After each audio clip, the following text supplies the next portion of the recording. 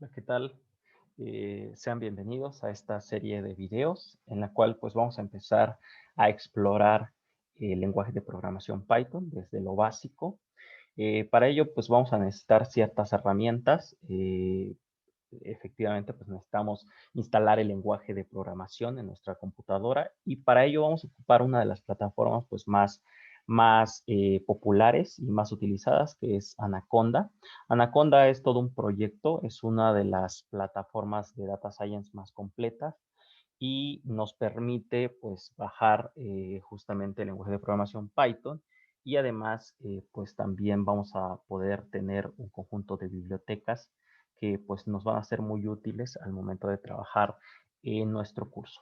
Pues para ello simplemente nos vamos a situar en este link, vamos a abrir un navegador y pues nos vamos a ir a esta dirección. Vamos a bajar uno de estos productos que es la edición individual, para la cual al picarle aquí, pues inmediatamente nos va a trasladar a esta otra vista en la cual tenemos justamente el botón de descarga. Aquí automáticamente ya nos está detectando nuestro sistema operativo, en este caso pues es Windows. Nos está diciendo que nos va a instalar la plataforma de Anaconda con Python 3.8 y para una arquitectura de 64 bits. Este tipo de arquitectura, digamos, es la más extendida hoy en día. Dudo mucho que alguno de ustedes tenga una computadora de 32 bits, pero ustedes pueden verificar dentro del sistema justamente cuál es el tipo de arquitectura que tienen. En este caso, pues son 64 bits, un procesador x64, ¿no? Ya las nuevas computadoras, por ejemplo, las Mac, incorporan otro tipo de arquitectura, pero bueno, no nos vamos a meter a ello. Entonces, una vez que nosotros tengamos eso, pues simplemente vamos a darle al link de descarga y nos va a bajar estos 477 megabytes que nos va a permitir instalar justamente esta plataforma junto con el lenguaje de programación Python. Entonces, en este caso, pues ya lo tengo descargado. Simplemente voy a hacer clic sobre el exe y automáticamente me va a preguntar si deseo ejecutar este archivo. Entonces, pues simplemente le doy ejecutar y me va a abrir otra ventana en el cual simplemente pues tengo que hacer next, next, ¿vale? Entonces le pongo que sí estoy de acuerdo, instalar solo para mí o para todos los usuarios, en este caso le voy a dar solo para mí. Y aquí me dice dónde se va a situar la instalación, le voy a dar siguiente. Y aquí nos va a preguntar si nosotros queremos agregar justamente Anaconda 3 a nuestro path. El path es, digamos, la ruta en donde se sitúa justamente este componente para poder, digamos, en algún momento tipear o escribir más bien en una de nuestras líneas de comando, Jupyter Notebook, por ejemplo, y automáticamente lo va a ubicar. En caso de que no lo agreguemos, nosotros tendríamos que en algún momento agregarlo manualmente a las variables del sistema y después reiniciar la computadora. Yo recomiendo en este caso que sí agreguemos Anaconda, por si en algún momento queremos justamente abrir nuestra consola y automáticamente pues poner nuestro comando de Jupyter Notebook, ¿vale? Entonces, ahora ya nada más le damos next y la instalación se inicia, ¿vale? Entonces, esto es un proceso que puede, hasta donde recuerdo, tardaba algunos minutos, pero bueno, aprovechando, digamos, un poco este espacio o este tiempo en lo que se instala, voy a hablar un poquito sobre el lenguaje de programación Python, que yo creo que a veces se aborda de manera, digamos, muy escueta o muy superficial. Vamos a empezar definiendo qué es Python. Python es un lenguaje de programación, pero en específico, Python podríamos entenderlo como una especie de interfaz. ¿Qué quiere decir esto? Pues básicamente una interfaz es un conjunto de tipos y las operaciones que se pueden realizar. Les voy a poner un ejemplo. Nosotros tenemos en nuestras casas, pues casi todos tenemos un foco, evidentemente, y este foco, digamos, tiene una cierta interfaz que es el conjunto de operaciones que puede realizar ese foco, que en este caso es encenderse y apagarse, ¿vale? Entonces, ese es, digamos, es Eso es la interfaz. En este caso, Python podría entenderse más que un lenguaje de programación, una especie de interfaz. Y esta interfaz se tiene que implementar y se implementa en diferentes lenguajes de programación, como lo puede ser Java, como lo puede ser C, como lo puede ser incluso el mismo R.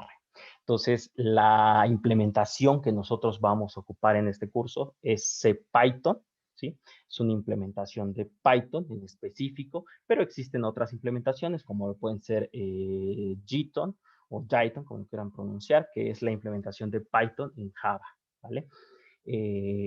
También existen otras implementaciones como son IronPython, etcétera. Hay múltiples PyPy incluso, que me parece es la implementación de Python en Python. Es un poco extraño esto, pero bueno, existe. Entonces, Python podríamos entenderlo más como una especie de interfaz y la implementación de esta interfaz ya es como tal el lenguaje de programación y en este caso la implementación más popular de Python pues es CPython y es la que nosotros vamos a ocupar, ¿vale? En cuanto a si Python es un lenguaje de programación digamos, compilado o interpretado, pues esto más que nada tiene que ver con la implementación en particular.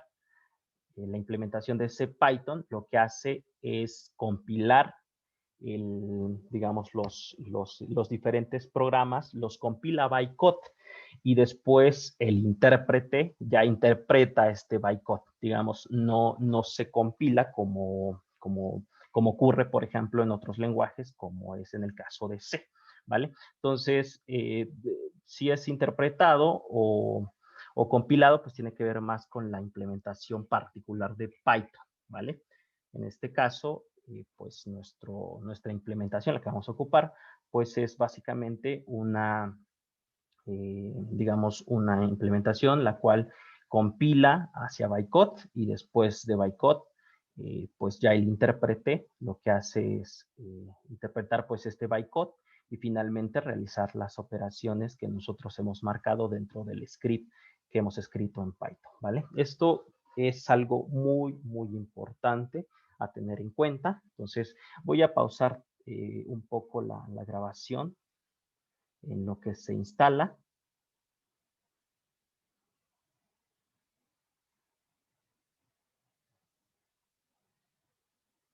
Denme un segundo. Allá bien.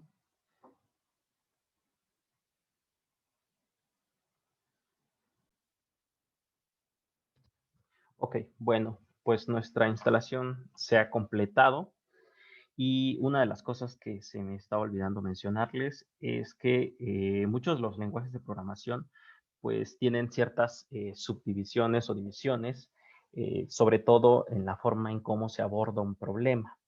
Y aquí surge uno de los conceptos también muy importantes dentro de lo que es el ámbito de los lenguajes de programación, que es el concepto de paradigma. Vamos a entender un paradigma como una manera de abordar o resolver un problema. En el caso de Python, se dice que este lenguaje es multiparadigma. Hay diferentes maneras de resolver un problema, por ejemplo, pensando, digamos, un todo como un objeto.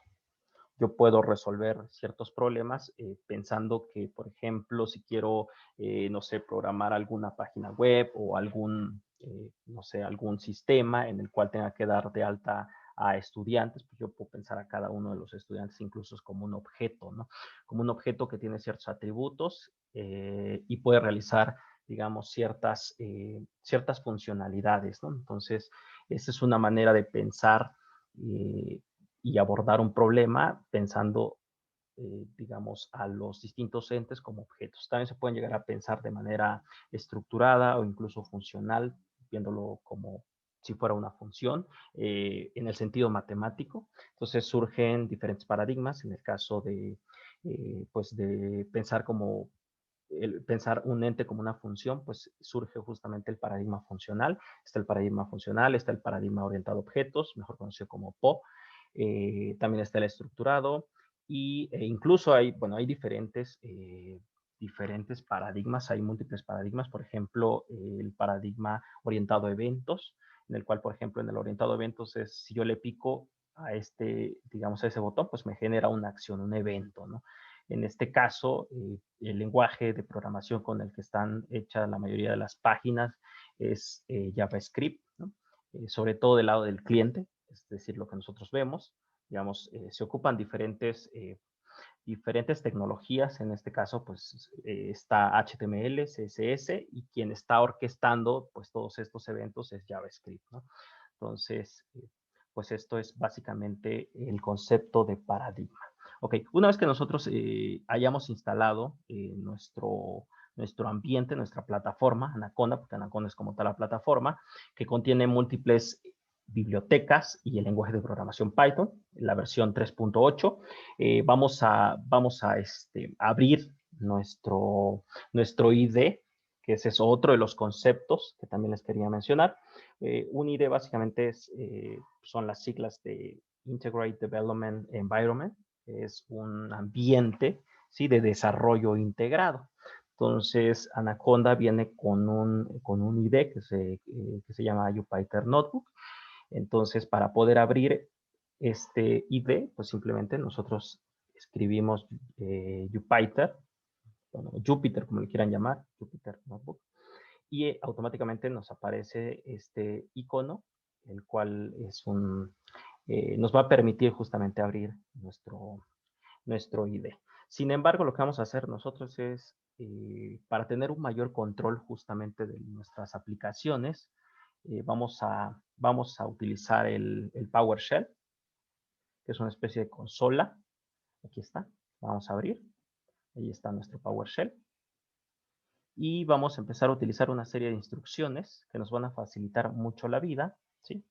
En este caso, al abrir nuestro PowerShell, inmediatamente vamos a escribir este comando, que es el pwd, que es el print working directory, que básicamente lo que hace es mostrarnos cuál es el directorio en el cual estamos situados. Entonces, pues nos dice aquí que el directorio pues es este C user job, ¿no?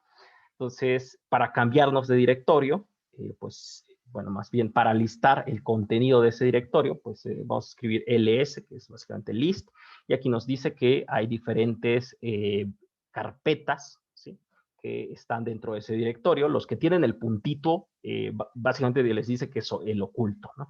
Entonces, para cambiarnos a un directorio, en este caso vamos a ocupar el principal, que es el documentos, C de documentos,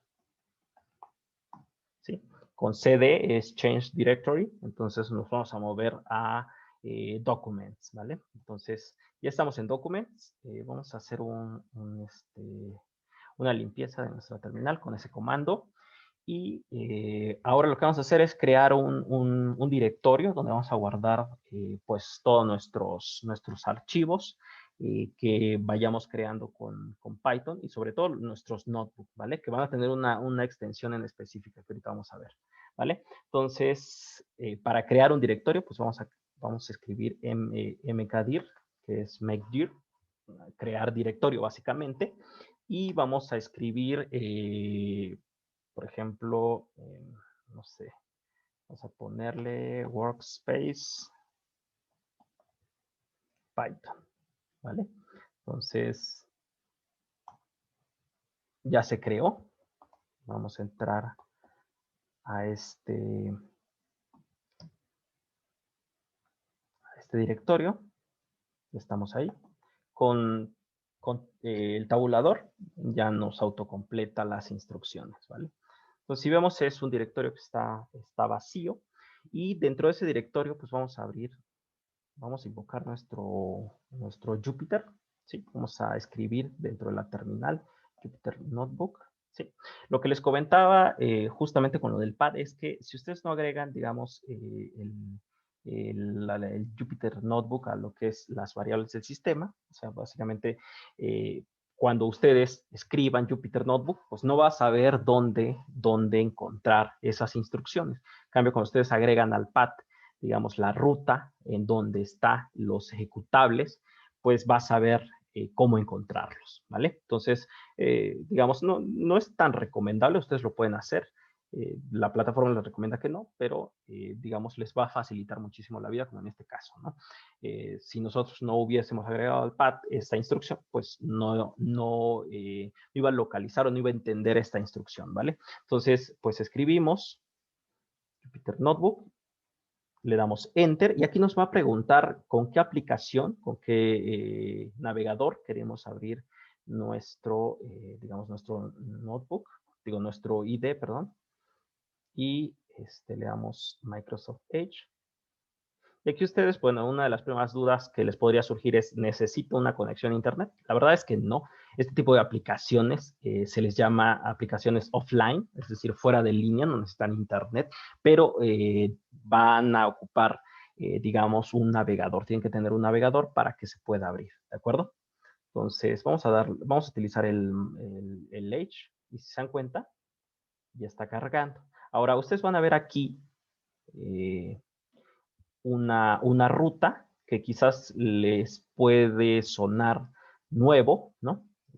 Y sobre todo, pues les puede dar curiosidad qué significa este localhost y este 8888, ¿vale?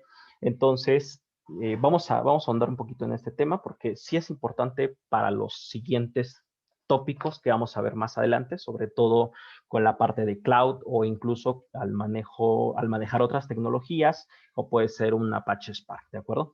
Entonces, vamos a comentar un poquito qué es el localhost. Básicamente, el localhost lo que les está indicando es que todos los datos o todo el tráfico que de red que haya, pues va sobre, digamos, sobre nuestro propio host, básicamente, ¿no? Nuestra propia computadora. Eso es lo que significa el localhost. Y el 8888 es el puerto, ¿sí? El puerto en donde escucha ese servicio, ¿sí? Les voy a poner un ejemplo, quizás les pueda clarificar un poco más los conceptos para tener muy, muy claro qué es cada cosa. Piénsenlo así, digamos que su cerebro es una computadora, ¿vale? Y su cerebro, digamos, tiene diferentes servicios. Por ejemplo, piensen en un servicio, por ejemplo, con escuchar. Escuchar es un servicio, ¿de acuerdo? Pero ¿por dónde escuchan? Pues escuchan por los oídos. Oler es otro servicio y oler pues se realiza mediante la nariz, ¿de acuerdo? Bueno, eh, digamos simplificando un poco el ejemplo, ¿no? Ver pues mediante los ojos, ¿de acuerdo? Entonces vamos a decir que la nariz es el puerto 1, o en este caso podría ser el puerto 8888, ¿no? Pero bueno, vamos a decir que es el puerto 1, digamos, la nariz, vamos a decir, la nariz es el puerto 1, el oído es el puerto 2, ¿de acuerdo? Y localhost quiere decir quién aloja ese servicio, quién es el host de ese servicio, que en este caso pues, somos nosotros mismos. Entonces, el cerebro va a decir, mira, detona este servicio que es escuchar, ¿sí? Y vamos a decir que escuchar, oír, ¿sí?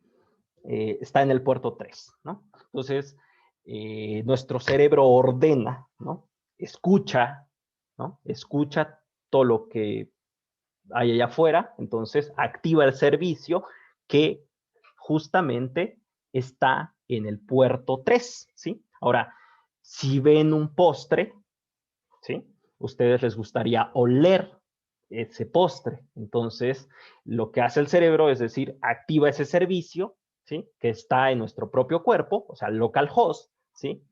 Y ese servicio corre en el puerto 1, ¿sí? Que es el puerto que le corresponde a, digamos, a nuestra nariz. En este caso, lo que les está diciendo la computadora es el servicio de Jupyter Notebook, ¿sí? Está dentro de nuestra propia máquina, ¿sí? Y corre en el puerto 8888. Básicamente eso quiere decir, ¿de acuerdo? Pero es muy, muy importante que lo entiendan, ¿de acuerdo? Entonces, si nosotros tuviéramos el control remoto sobre otro cuerpo, ¿sí? Ese cuerpo tendría una dirección diferente a esta, ¿de acuerdo? A eso es lo que se le conoce como IP, ¿sí? La dirección IP. Entonces, si nosotros quisiéramos activar, por ejemplo, no sé, piensen en, tuviéramos el control sobre un compañero que se llame Pedro, ¿no? Entonces, lo que diríamos es, Pedro, que básicamente sería la dirección IP, pues escucha, ¿no?